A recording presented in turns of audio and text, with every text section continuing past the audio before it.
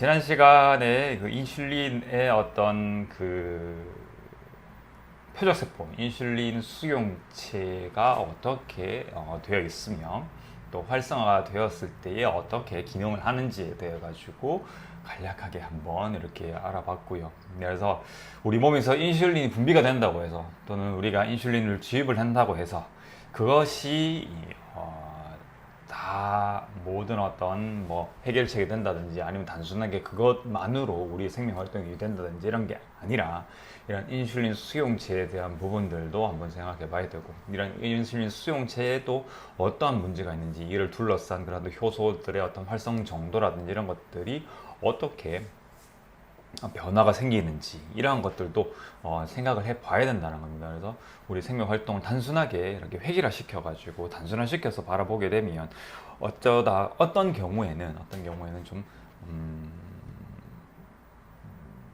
이런 문제의 본질과 좀 다른 그런 어떤 결론을 내릴 수도 있다는 것을 꼭 기억을 해주셨으면 좋겠습니다. 자, 오늘은요, 인슐린 자극에 의한 세포 효과가 어떻게 이제 최종적으로 나타나는지에 대해 가지고 한번 간략하게 알아볼 건데요. 사실 이 내용들도 역시 우리가 다 모르는 내용입니다. 뭐 우리가 알고 있는 인슐린의 효과라는 거는 단순하게 줄여가지고 명확하게 알고 있는, 명확하게 드러나는 그런 어떤 효과, 그러니까 오늘 말씀드리는 빠르게 나타나는 효과의 일부에 해당이 되는 거죠. 그런데 이 인슐린 자극에 의해서 느리게 나타나는 효과도 분명히 존재를 하게 되고, 이러한 느리게 나타나는 효과로 인해 가지고 세포 내의 각 효소들이 서로 조금 영향을 주고받게 된다는 것, 이런 것들도 잘 기억을 하셨으면 좋겠습니다.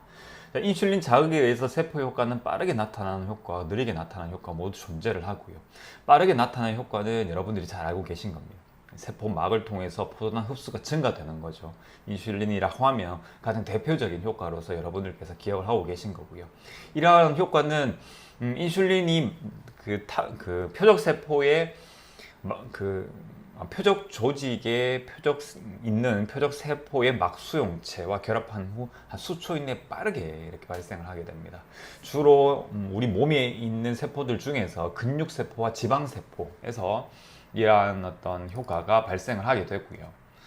하지만 뇌에 존재하는 이 신경세포, 뉴런에서는 그렇지는 않습니다. 그래서 신경세포 같은 경우에는 인슐린에 반응을 합니다. 반응은 하지만 일반적인 근육세포나 지방세포처럼 뭔가 인슐린에 어떤 상당히 의존적으로 뭔가 에너지 대사하는 데 있어가지고 의존적으로 이렇게 기능을 하지는 않는다는 것을 알고 계셨으면 좋겠습니다. 그래서 우리가 인슐린을 뭐 이제 맞으시는 분들께서 이런 신경계의 어떤 효과라든지 이런 부분들이 덜 하기 때문에 인슐린을 맞으실 수가 있는 거예요. 만약에 인슐린을 맞았을 때 신경계에 미치는 어떤 영향이 상당히 크다라고 한다 그러면은 인슐린을 그렇게 주사제로 맞을 수가 없겠죠. 쉽게 따진다 그러면요, 그죠? 그렇기 때문에 그렇게 이해를 하시면 될 것 같습니다.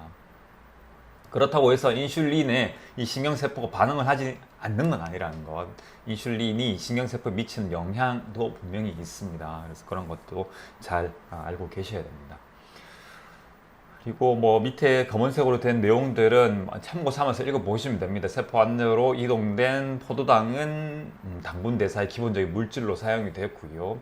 이게 어떠한 기전에 의해 가지고 포도당 흡수가 증가되느냐를 봤더니 이제 세포 내에 소포들이 있는데 그 소포들이 세포막 쪽으로 이동을 해서 그 세포막으로 이 포도당 수송을 위한 단백질을 이렇게 이동시키게 되는 뭔가 통로로서 역할을 하게 되고요. 그렇게 단백질이 세포막과 결합을 해서 포도당에 대한 어떤 수송을 증가시키게 됩니다.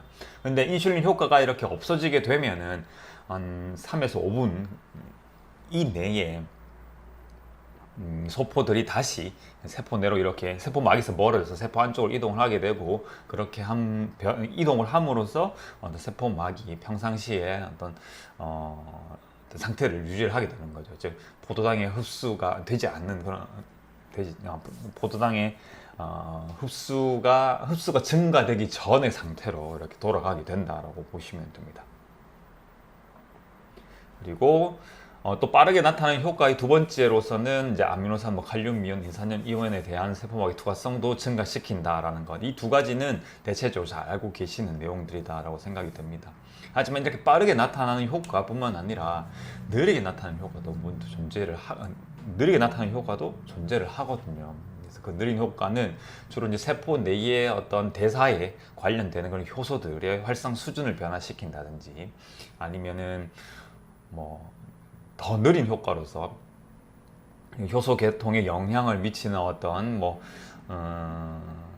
이 단백질 생성을 위한 그런 어떤 이제 뭐 RNA나 아니면 어떤 DNA 쪽에서의 어떤 그런 효과도 인해 가지고 전체적인 어떤 이 세포 내에서 일어날 수 있는 그런 대사적인 효과에 영향을 미치는 그런 효소 계통에 영향을 주는 쪽으로 이렇게 인슐린이 아주 10분에서 15분 또는 더 느린 효과로는 한 수시간에서 수일 동안 이 세포 안에 어떤 대사적인 그런 어떤 효과에 영향을 미칠 수 있다고 알려져 있습니다. 근데 이 내용이 빠르게 나타나는 효과에 비해서 조금 뭔가 좀 두루뭉실하죠, 그죠?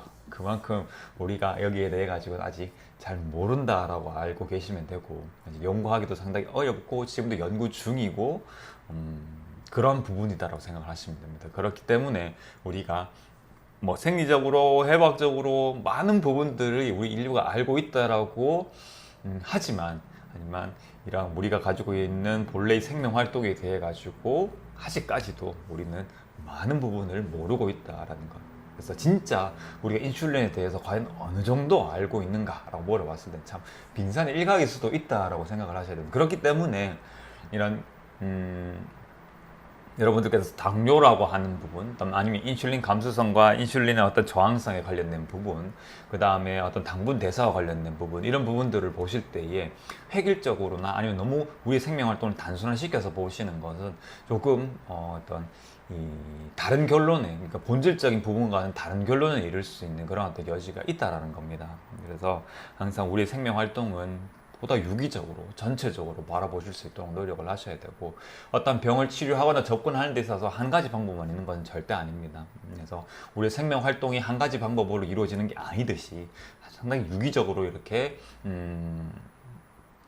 연결성을 가지고 있는 그런 어떤 활동이듯이 우리의 그런 어떤 생명 활동을 바로 잡는 방법들도 다양한 방법이 존재를 하는 거고, 이런 BM 한방내과에서는 획일적인 그런 어떤 방법을 추구하기보다는 여러분들의 전체적인 어떤 모습들을 살펴가지고 좀 다양한 어떤 생명 활동에 대한 다양한 관점을 제시해 드리고, 그리고 그러한 부분들에 대해서 여러분들이 여러분들의 건강을 위해서 훨씬 더 좋은 선택을 하실 수 있게끔 이렇게 도움을 드리고자 이러한 방송 대한 부분들도 이렇게 하고 있다라고 이해를 하시면 될 것 같습니다.